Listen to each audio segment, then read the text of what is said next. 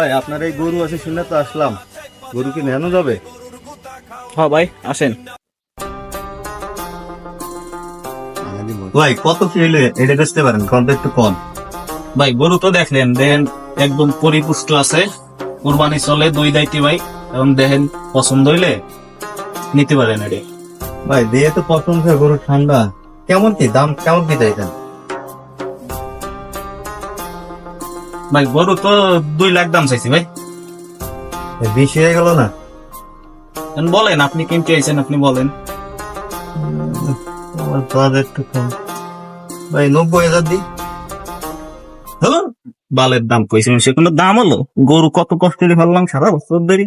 চুদির ভাইরা কোরবানির গরু কিনবে, এই দেখো আমাকে কত খ্যাট খান তিয়াই গরুরে খাবার দিতে দিন বইরে, চা বোঝে না, খালি কোরবানির গরু কিনতে এসে আর এসে দাম কম করে চলে যায়। সুধীর ভাই কোন জায়গাটা দেখো, এই যে গোবর ফেলানো আলাম তো বাদে না, সব খালি কিনতে এসো আর কিনে নিয়ে চলে যাও, তাহা ঠগাই চলে যাও। দেখো গোবর ফেলাতে কি কষ্ট, এত বোঝো না বালটাও।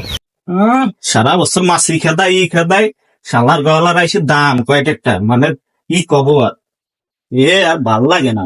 খাবার দাও দাও সারা বছর ধরে এত কষ্ট, মানে ওনাকে এসে তুলোয় না, দাম আইসি এমনি কই চলে যায়। না খাও তোরা সারা বছর ধরে এত কষ্ট করে পালি, আর আইসি দাম কয় কত খাওয়াইছি তোর, কত কি করছে, এত কষ্ট করা লাগে, সেই ছোটবেলায় করে পালতেছি। আর একজন এসে কুরবানি দেবে বড় লোক মারা, একজন বড় লোকের গোষ্ঠী সালারাই আইসে দাম কয় কি দাম, এগুলো দাম হলো